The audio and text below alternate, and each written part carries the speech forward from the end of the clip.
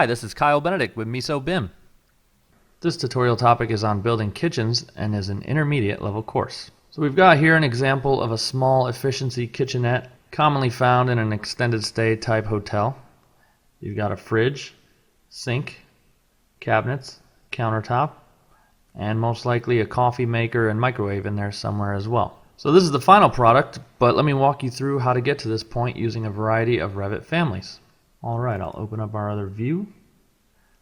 I'm going to be building this from scratch. I moved a few walls so we could see things a little bit better. And let me open up a plan view. We'll put these together so you can see what's happening at the same time, of course. Okay, first we're going to place the refrigerator. I can go to Component, find that in our menu, choose a size, and place it in the corner.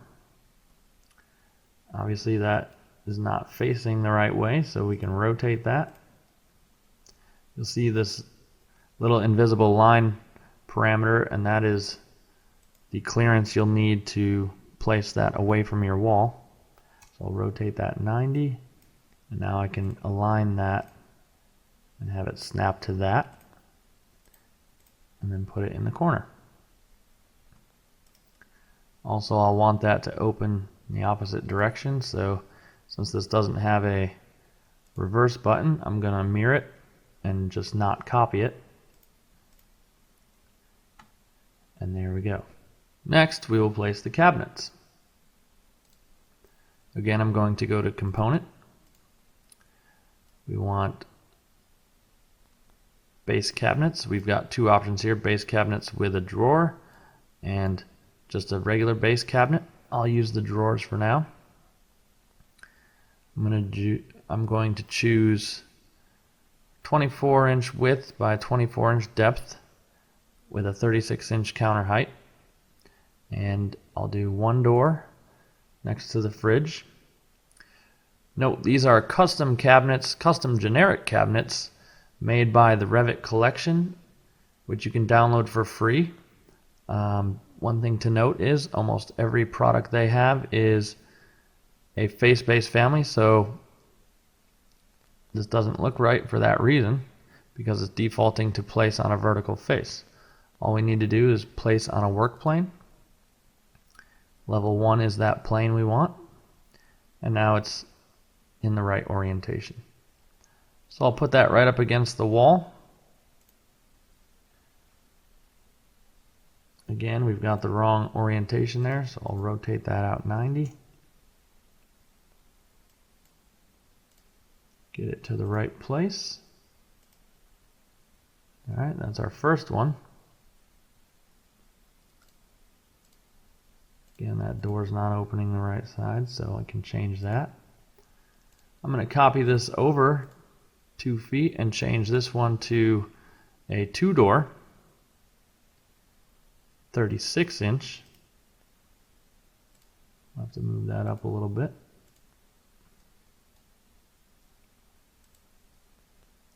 That's also going to move up. I'll use my temporary dimension to put that 2 feet away. And finally, I will add the open shelving. I'll mirror that over and then choose open shelves, 24 by 24.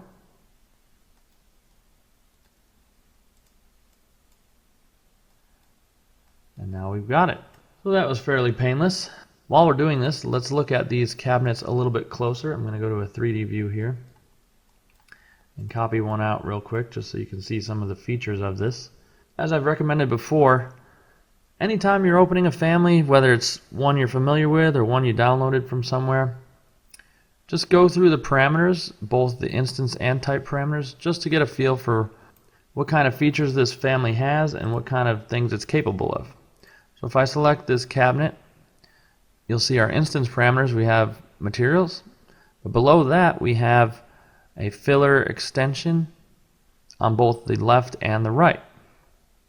Right now that extension is set to 2, and that's common for when you have cabinets terminating into a wall so you have enough room to open up your doors. Like I said, both those extensions are set to 2, but we can't see any. That's because we just need to check these boxes to make sure they're visible.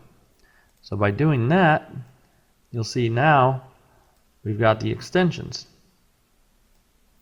And if I go to my plan view, this is also good for if you have corner cabinets. So I'm mirroring that from the tip of the extension, and when we put a countertop over this, you'll never know that there's nothing back here. And these two cabinets will be able to work because we have a little bit of filler in there, so the drawers can open and the cabinets as well if we had doors there. But just be aware of the parameters that are in there. Okay, the next thing we're going to do is place the countertop on top of our cabinet. I'm going to go to Component. I'm going to find our countertop, which is right here.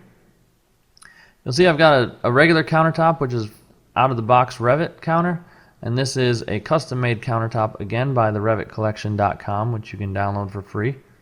And I'll explain to you why this one's a little bit better. Okay, again, it is a face-based family, so we can place it on face or a work plane. In this case, we'll keep it on work plane. It is also a line-based family. So that means we just draw one line. I'll draw this in the other direction and then adjust it. And a line-based family, again, you just click 2 points with your mouse and it fills in the space in between. So I can pull this down to the edge of our first cabinet and then just a little bit past this little knee wall there, and there we have it. And it looks like there's a little bit of space in between there, and that's because, as you saw in our cabinets, the counter thickness is 1.5, but this is actually set to 1. So if I change that to 1.5, it fills in that little gap we had. Some of the other instance parameters available to us regarding this countertop is the backsplash height. So if we had some cabinets above and we wanted that backsplash to go right up to the cabinets, we could change that to another distance and it'll go right up. We can also put a separate material on the backsplash than the countertop to distinguish between them. So we could have a marble countertop with a tile backsplash, or we can turn the backsplash off completely, just like that. The advantage this has over typical generic countertops is that this particular countertop is not actually a casework category family. The reason for that is because casework families cannot be joined. What this is just simply a generic family. Typically, also, you're not scheduling countertops as casework, so it's not a huge deal breaker that this isn't casework, but if you needed it to be for some reason, you could always go into the family and change the category. So, like I said, the best part about this is if we have a U or L-shaped countertop, the problem with the other types of countertops is that you get these seams here. But what we can do, since this is just a generic category rather than a casework category, we can join these two countertops. We'll select the first one, select the second one, and now we have a nice seamless countertop. This example was as if we had an L-shaped room, but if this is just like we're seeing it now as sort of a peninsula, we could turn the backsplash off of this one and leave it on there. And now we've got just a simple peninsula shaped countertop without any seams in it again. All of these are instance parameters, so you don't even have to check any of the type parameters. There aren't any in there. You just simply have instance parameters to turn things on and customize these as you need. Alright, I'm going to delete that one because we don't need that. Next thing we'll do is place the sink and faucet. So we've got a faucet and soap dispenser. I'll put those in the middle, right about there. You'll see that's not showing up. This is a good reason to have face-based families, but It is down there, so if I select it, change the offset to 3 because that's how high our counter is, that does get it in the right place. I'll rotate it to the right orientation. And I can center it on that middle cabinet.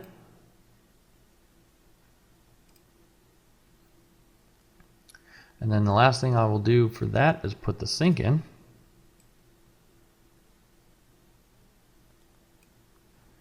Choose the larger size here. Rotate that, center that, and there you go. One issue you might have, depending on the families you're using, is whether the sink cuts a hole in your counter or not. If not, you might need to edit this countertop family and cut a hole in it.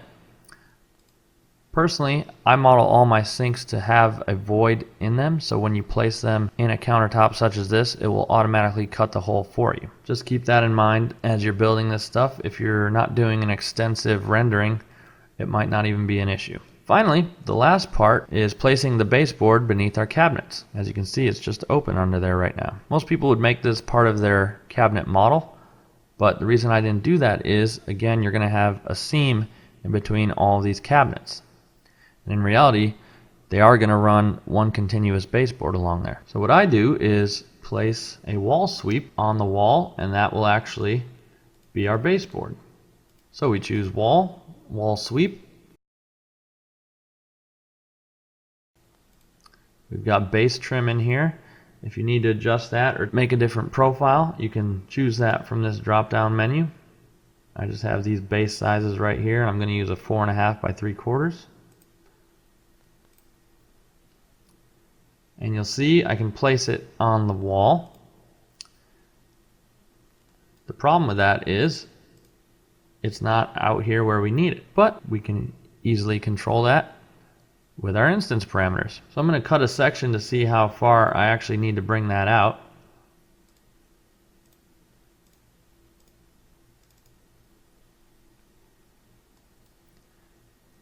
And that distance is 1.7 3/4. So I'll select the base trim, make that offset 1.7 3/4, and it puts it exactly where we need it.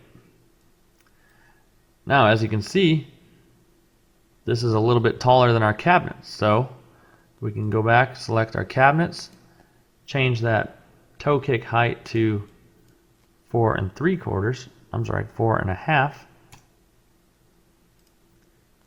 And it moves it up for us. We do that for the open shelves. And now we've got the trim going right underneath up to the bottom of our toe kicks. Except the trim is going a little bit too far, right? So all we need to do is pull that back to that wall and pull it back to our cabinet. The nice thing is that Revit snaps to these objects. So now we've got our base trim exactly where we want it and need it. I'll have to adjust that as well to 4.5. And we're all set. So that's all it takes to create a nice little kitchen setup in Revit. Hope that was helpful, and thanks for watching.